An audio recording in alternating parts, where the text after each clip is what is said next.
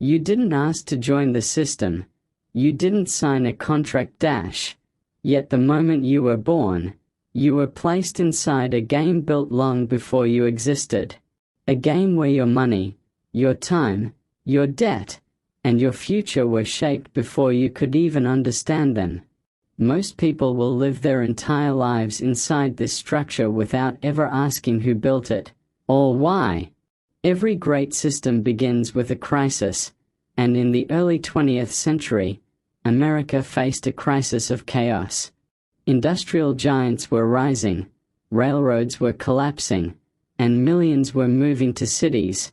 The economy was expanding faster than anyone could control. Industrial giants were rising, railroads were collapsing, and millions were moving to cities. The economy was expanding faster than anyone could control. And so, in 1910, 7 powerful men traveled in secret to a private island off the coast of Georgia. They used fake names, they hid from reporters, and they met on Jekyll Island to design a new financial system. This meeting created the blueprint for the Federal Reserve, the heart of the modern financial game. At that moment, money changed forever. Paper replaced metal, promises replaced value, and credit replaced savings. This shift didn't happen naturally, it was engineered. And by the time you were born, the game was already running at full speed. You were taught to work, pay bills, follow rules, and never question the system that shaped your reality. The system wasn't built to free you, it was built to sustain itself. You didn't create the game, but you became a player the moment you took your first breath. By the mid-20th century, the system wasn't just economic anymore, it was psychological. People didn't just use the system, they believed in it. The first trap is time. The system trains you to trade time for money. But the system can print more money. You can't print more time. The more money loses value, the more time you must trade just to stay in place. Next comes the debt loop, the most powerful tool the system uses. College loans, car loans, mortgages. Debt doesn't just buy things, it buys obedience. People with debt can't take risks. They can't quit jobs they hate. They can't challenge the system they depend on. Debt turns freedom into a luxury, and survival into a lifelong subscription. Then comes inflation, the silent tax no one voted for. Every time more money is printed, the dollars in your pocket become worth less. Your salary doesn't rise nearly as fast as the prices around you. Assets rise, wages don't, and the wealthy grow richer not by working, but by owning.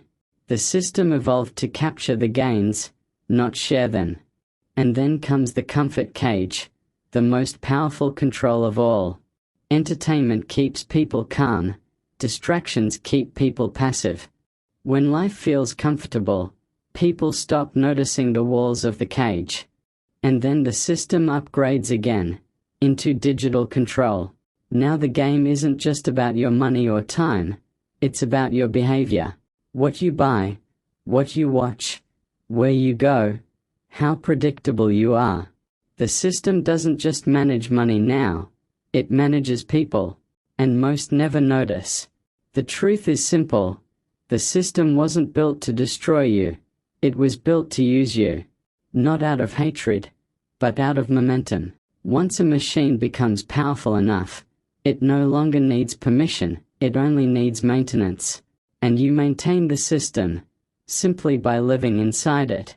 But here's what the architects of the game never expected: information, awareness, curiosity, choice.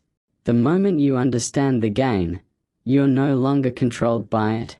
You begin to control your place within it. They don't escape by fighting the system, but by understanding it. The first step is simple: time is more valuable than money. As long as the system controls your time, it controls you. The second step: debt is a choice, never a destiny. The fewer debts you carry, the harder it becomes for the system to move you. Then comes ownership, Income is temporary, ownership is leverage. The system punishes workers and rewards owners. Once you understand this, you switch sides of the board. The next step is curiosity, the most powerful weapon of all. Most adults stop questioning, but the few who continue break the illusion.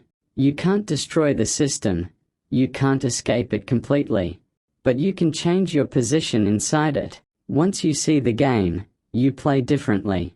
You stop reacting and start strategizing. You stop surviving and start navigating. You stop being a piece and start becoming a player.